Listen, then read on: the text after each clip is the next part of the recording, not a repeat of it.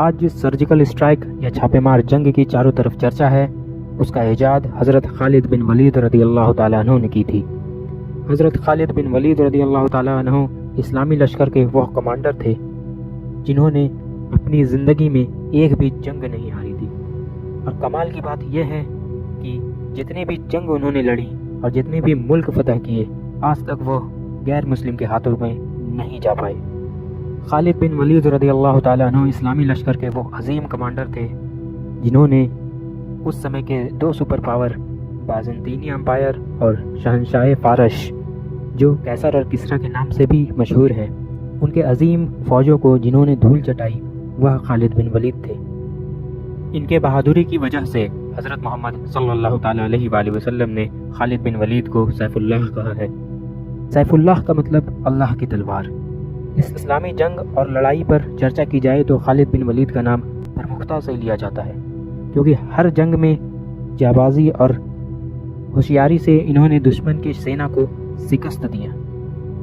خالد بن ولید ہر جنگ میں کامیاب ہوئے۔ انہوں نے ایک طرف شکتیشالی بیزنٹائن سامراج کو یورپ تک سیمت کر دیا، وہیں ایران میں موجود شکتیشالی سسود حکومت کا تو استتو ہی مٹا دیا۔ ایک بات غور کرنے والی ہے کہ عربوں کی سینکوں کی سنکھیا دونوں سامراج کے سینکوں سے جنگ میں کم ہوتی تھی، لیکن خالد بن ولید نے اپنے راننیتی اور کوشل کے دم پر اپنے دشمنوں کو شکست دی۔ حضرت خالد بن ولید جو راننیتی اور کوشل کے لیے وکھیات ہے، ان کا جنم 592 عیسوی میں عرب کے ایک نامگر پریوار میں ہوا تھا۔ خالد بن ولید نے جب اسلام مذہب سویکار نہیں کیا تھا تب وہ اسلام کے کٹر دشمن تھے، لیکن 628 عیسوی میں انہوں نے اسلام سویکار کر لیا۔ انہوں نے اپنی پوری زندگی میں کوئی بھی جنگ نہیں ہاری۔ مسلمانوں میں غزوہ احد میں جیتی ہوئی جنگ پھسل گئی، اس میں بھی انہی کا نام آتا ہے۔ جب حضرت خالد بن ولید رضی اللہ تعالیٰ عنہ کے انتقال کا خبر مدینہ منورہ پہنچی تو ہر گھر میں کوہرام مچ گیا۔ حضرت عمر رضی اللہ تعالیٰ عنہ نے بہت ہی رنجیدہ ہو کر اہل مدینہ کو شوق منانے کی اجازت دے دی۔ آپ نے جو بھی کمایا صرف اللہ کی راہ میں خرچ کر دیا۔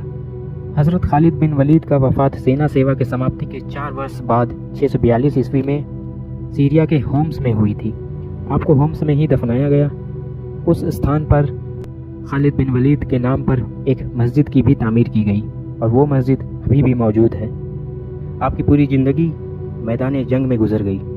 اس جیسے صحابہ کرام کی وجہ سے پوری دنیا میں اسلام کا پرچم لہرا رہا ہے۔